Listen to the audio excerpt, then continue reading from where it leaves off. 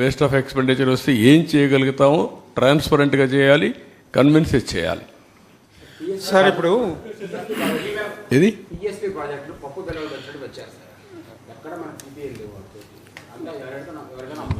అంటే జగన్ చేసిన విధ్వంసులు అదొకటండి. అంటే రెండు ఆస్పెక్ట్స్ ఉన్నాయి.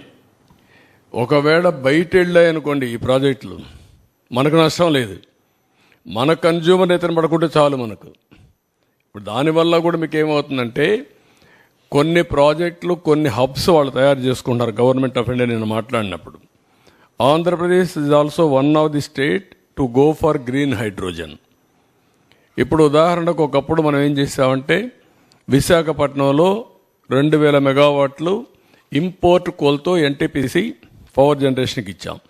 ఇప్పుడు వాళ్ళు ఏమంటున్నారు, మేము దానికి పోలేము, కాస్ట్ ఎక్కువ అవుతుంది, మేము గ్రీన్ హైడ్రోజన్కి పోతాం, అదే సైట్లో మీరు పర్మిషన్ ఇవ్వండి మాకు. విశాఖపట్నంలో ఉండే థర్మల్ ప్లాంట్ను కూడా గ్రీన్ థర్మల్ ప్లాంట్గా మారుస్తాం పొల్యూషన్ లేకుండా. ఆ కార్బన్ కూడా తీసుకొచ్చి ఇక్కడ డైవర్ట్ చేసుకుంటాం, అంటే వాల్యూ అడిషన్కి పోతామని మొన్న ఎన్టీపీసీ చైర్మన్ చెప్పాడు. ఇలాంటి వినూత్నమైన మార్పులు వస్తున్నాయి, అవన్నీ డిస్కస్ చేయాలి. ఉపాధి లేదు కానీ ఒకటి ఉంది అడ్వాంటేజ్, మనకు డబ్బులు వస్తుంది, రెవెన్యూ వస్తుంది, రెవెన్యూ జనరేషన్ కూడా ఉంటాయి దీంట్లో. అదే దాన్నే అవన్నీ కూడా నేను ఒకసారి అన్ని చూడాలి, మొత్తం చూసిన తర్వాత ఏం చేయాలో మనం ఆలోచిద్దాం. సార్ మీకు లెగసీ లాసెస్ 1,29,000 కోట్లు అన్నారు, ఇప్పుడు రిఫార్మ్ 3.0 అని తీసుకొచ్చే అవకాశం ఉందా, ఎట్లా చూస్తారు? I'm working on that. అంటే ఈరోజు నేను చెప్పలేను కదా, కొన్ని వేరియస్ మెథడ్స్ వర్కౌట్ చేసి ట్రాన్స్మిషన్ లాసెస్ తగ్గించాలి. రెండోది కాస్ట్ ఆఫ్ జనరేషన్ తగ్గాలి, ఏది తగ్గుతుంది. మూడోది హైబ్రిడ్ మోడల్లో వెళ్ళాలి. ఆ మూడు కూడా ఇంటిగ్రేట్ చేయాలి. నేను ఇప్పుడు టెక్నాలజీ ఉంది కాబట్టి ఆ టెక్నాలజీతో ఇవన్నీ చేసి దెన్ తర్వాత మీరు చెప్పినట్టు గ్రీన్ హైడ్రోజన్, అప్పుడు గ్రీన్ హైడ్రోజన్కి పోతే నెక్స్ట్ లెవెల్ ఆఫ్ అమోనియా ఇవన్నీ వస్తాయి. That to at work. అంటే బతకాలి కదా, అటంజ వేసి భయపడిపోయేసి పారిపోలేం కదా. How to survive, how to fight. Sir ఈ ఇన్ఫ్రాస్ట్రక్చర్ డెవలప్మెంట్ చేసే క్రమంలో ట్రాన్స్కో వాళ్ళు కొత్త లైన్లు వేయలేదు, ఎంతప్పటికీ సబ్స్టేషన్స్ కడుతున్నారు 11/33 అట్లా. కానీ 120 అలాగే 200, 400 కేవీకి సంబంధించినటువంటి మెయిన్ లైన్లు అనేది లేకపోవడం వల్ల చాలా ప్రాబ్లం అవుతుంది. అట్లాంటి ఈ 3.0లో ఉంటాయా? అంటే మెయిన్ లైన్ లేకుండా ఎంత? వాట్ ఐఎమ్ సేయింగ్, ఎన్ని వచ్చినా కూడా ఇప్పుడు అందుకే లోకల్ జనరేషన్ వస్తే ఈ లైన్స్ అవసరం లేదు. ఇప్పుడు నెంబర్ 1 షార్టేజ్ వచ్చినప్పుడు గ్రిడ్ మేనేజ్మెంట్కి లైన్స్ కావాలి.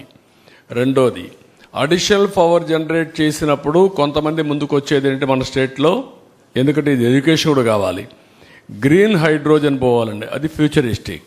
గ్రీన్ హైడ్రోజన్కి ఎంతవరకు పోగలుగుతారు, అది వైబిలిటీ ఉందా, కొంతమంది ముందుకు వస్తున్నారు, మాట్లాడుతున్నారు. ఫస్ట్ ఎన్టీపీసీ మేము వెళ్తాం, మీరు పర్మిషన్ ఇవ్వమంటున్నారు. దానికి సెపరేట్ లైన్ వేయాలి మళ్ళీ. ఆ గ్రీన్ హైడ్రోజన్ వస్తే అందులో కూడా మనకు ఆదాయం వచ్చే పరిస్థితి వస్తుంది, ట్యాక్సెస్ ఇవన్నీ వస్తాయి.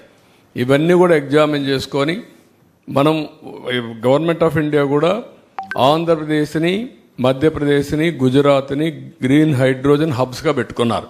ఒక 3 రాష్ట్రాలని డెవలప్ చేయాలని చెప్పి ఆలోచిస్తున్నారు. అవన్నీ కూడా ఎగ్జామిన్ చేయాలి. సార్ తెలంగాణ కూడా విద్యుత్ బకాయిలు రావాల్సింది. One by one major subject ఇది sir.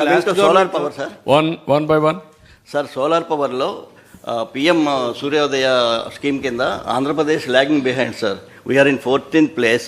They are giving 78,000 subsidy for 3 kilowatt and 60,000 subsidy. మనం 1 lakh యూనిట్స్ కానీ పెట్టుకుంటే, హౌస్ రూఫ్ టాప్ సోలార్ పెట్టుకుంటే 3 crore units generate per month. అదేమా నేను ఏం చెప్పాను, డెమోక్రటైజేషన్ ఆఫ్ పవర్ జనరేషన్ అన్నాను. అంటే మీ ఇంట్లోనే కరెంట్ తయారు చేయొచ్చు, మీ పొలంలో కూడా తయారు చేయొచ్చు, నువ్వు వాడుకోవచ్చు, వాడుకునేది మిగిలింది డిపార్ట్మెంట్కి ఇవ్వచ్చు. రెండోది క్యాపిటివ్ జనరేషన్కి వెళ్ళొచ్చు. ఒకవేళ ఏదైనా మనకు డబ్బులు క్రాస్ సబ్సిడీ ఇవ్వాల్సి వస్తే ఎలక్ట్రిసిటీ డ్యూటీకి వెళితే విన్ విన్ సిచ్యువేషన్. ఇప్పుడు ఎట్లా వసూలు చేశారు, 1 రూపీ ఫర్ యూనిట్, 5,000 కోట్లు వసూలు చేసి ఆ డబ్బులు వీళ్ళు తీసేసుకున్నారు, డిపార్ట్మెంట్కి ఇవ్వలేదు. అదే క్రాస్ సబ్సిడీకి ఇచ్చుంటే ఇంకొంచెం బెటర్గా ఉండేది. ఇవన్నీ వర్కౌట్ చేస్తాం. ఏది ఇప్పుడు అన్నీ కూడా ఏంటంటే గవర్నమెంట్కు కొన్ని వనరులు రావాలి, గవర్నమెంట్ కొన్ని ఆబ్లిగేషన్లు చేయాలి, సంక్షేమం, ఎంపవర్మెంట్, పేదవాళ్ళ కోసం చేయాలి. How to balance all these things will work it out. మీరు అంతకుముందు ఉన్నప్పుడు ఓన్లీ వన్ బై వన్ మీరు కూడా సబ్సిడీ సోలార్ మీద మీరు అంతకుముందు ఉన్నప్పుడు సబ్సిడీలు కూడా ఇచ్చారు సార్, కానీ ఇప్పుడు ఆ సబ్సిడీ కూడా ఇంప్లిమెంట్ అవ్వట్లేదు. వాటిని మళ్ళీ అన్నీ కూడా నేను ఇప్పుడు అందుకే ఫస్ట్ కట్లో మీకు ఇవన్నీ చెప్పాను. ఇది చర్చ జరగాలి, మళ్ళా అసెంబ్లీలో కూడా చర్చిస్తాం, మళ్ళా ప్రజల్లో కూడా చర్చిస్తాం. వచ్చిన తర్వాత I will take a call. ఇవన్నీ కూడా ఫైనల్గా తీసుకొని ఏం చేయాలో చేస్తాం. సార్ తెలంగాణ గవర్నమెంట్ నుంచి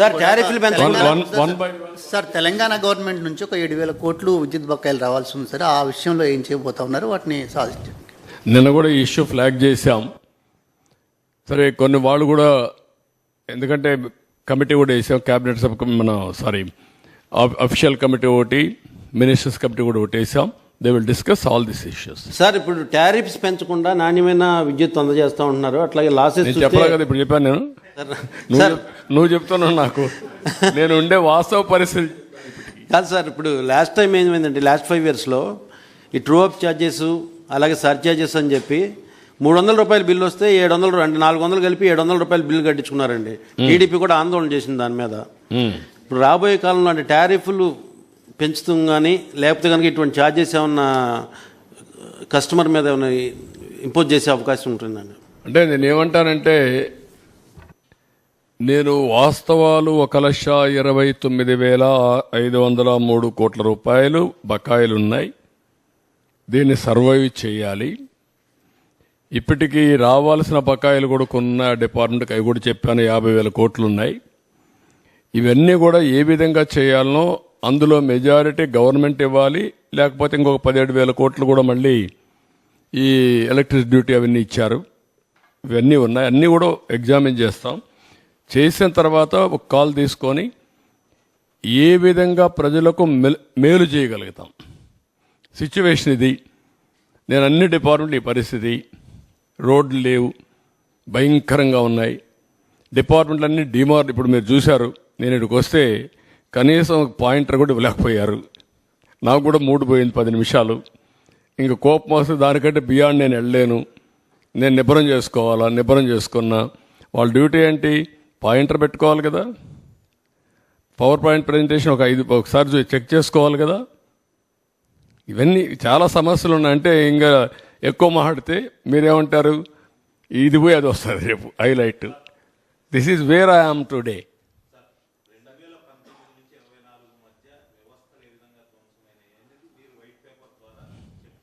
మైక్ పులివెందుల ఎమ్మెల్యే ములాఖత్తులు అని జైలు దగ్గరికి వెళ్తూ నేను చంద్రబాబు గారిని హెచ్చరిస్తున్నా అంటూ పదే విమర్శలు చేస్తున్నారు. ఏం చేద్దామంటావు? ఏం చేద్దారంట, అదే నేను చెప్పేది కాదు. ఇట్లే మాట్లాడుతూ ఉంటారు. ఇప్పుడు ఇంకోటి కూడా గుర్తుపెట్టుకోవాలి, రాజకీయ ముసుగులో కరుడుగట్టిన నేరస్తులు వచ్చి రాష్ట్రాన్ని లూటీ చేసి, ఆ లూటీ చేసిన డబ్బులతో ఎక్కడికక్కడ బ్రైవింగ్ ఇచ్చేసి వ్యవస్థలకే ఒక ఛాలెంజ్గా తయారైపోయారు. అదొక సమస్య ఉంది నాకు ఇక్కడ. మీరు గుర్తుపెట్టుకోవాలి, వ్యవస్థలో 5 ఏళ్లు సంపాదించిన డబ్బులుంది, ఏ వ్యవస్థనైనా కొనే శక్తి ఉంది, ఆ వ్యవస్థను కొనే పరిస్థితికి వస్తారు. అందుకే మార్నింగ్ కూడా బ్యాంకర్స్ అని చెప్పాను, 200-500 రూపాయలు రద్దు చేయండి, క్యాష్లెస్ విలేజెస్ ఉండేట్టుగా ఎక్కడ చూసినా డిజిటల్ కరెన్సీ ప్రమోట్ చేయండి మీరు అని చెప్పాం. అవన్నీ ఏంటి మనం చెప్పేట్టు లాంగ్ టర్మ్లో ఒక వాల్యూ బేస్డ్ ఇవన్నీ. కానీ ఇప్పుడు ఎట్లా ఫేస్ చేయాలి, ఇవన్నీ ఉంటాయి. ఎవరు ఎన్ని అరిచినా, ఎన్ని బెదిరింపులు చేసినా ఐఎమ్ వెరీ క్లియర్, ఎవ్వరు కూడా నేరస్తులు తప్పించుకోలేరు, అవినీతి పరులు తప్పించుకోలేరు. ఎక్కడ విక్టిమైజేషన్ ఉండదు ఈ గవర్నమెంట్లో. ఈ గవర్నమెంట్లో ఒకటే ఉంటుంది, ఫర్మ్గా ఉంటుంది గవర్నమెంట్, ఎవ్వరికి భయపడదు, సిస్టమేటిక్గా ఉంటాం. ఎవరు తప్పు చేసినా, ఎవరు రాజకీయ ముసుగులో బెదిరించాలన్నా ఆ బెదిరింపులకు ప్రభుత్వం భయపడదు. సార్, ముఖ్యంగా కరెంటు బిల్లులు చూపించి సంక్షేమ పథకాల్లో కూడా కోత విధించారు గడిచిన 5 ఏళ్ల కాలంలో. అంటే 500 రూపాయల కంటే బిల్లు ఎక్కువ వస్తే అర్హుడు కూడా ఆ లబ్ధి చేకూరిన పరిస్థితి ఉంది. ఆ విషయంలో ఎలాంటి కేర్ తీసుకోబోతా ఉన్నారు? వాట్ ఐఎమ్ సేయింగ్, అల్టిమేట్గా నేను ఎప్పుడు చెప్తాను, అభివృద్ధి జరగాలి, సంపద సృష్టించాలి, ఆదాయాన్ని పెంచాలి. పెంచిన ఆదాయం మళ్ళా అభివృద్ధికి సంక్షేమానికి రెండుకు ఖర్చు పెట్టి సస్టైనబిలిటీ తీసుకురావాలి. ఇప్పుడు అన్నీ ఇంబ్యాలెన్స్ అయిపోయినాయి. ఇంబ్యాలెన్స్ అయిపోయిన దాన్ని బ్యాలెన్స్ ఎట్ట చేయాలి, ప్రజలు ఎట్ట అర్థం చేసుకోవాలి. మొన్న మేము హామీ ఇచ్చాం. హామీ ప్రకారం ఇమీడియట్గా ఏం చేశాం, 3,000 రూపాయలు పెంచాం, 4,000 రూపాయలు పెంచాం. 3,000 రూపాయల నుంచి దివ్యాంగులకు 6,000 పెంచాం. కొంతమంది ఇంట్లో నుంచి లేని వాళ్ళకి 15,000 పెంచాం.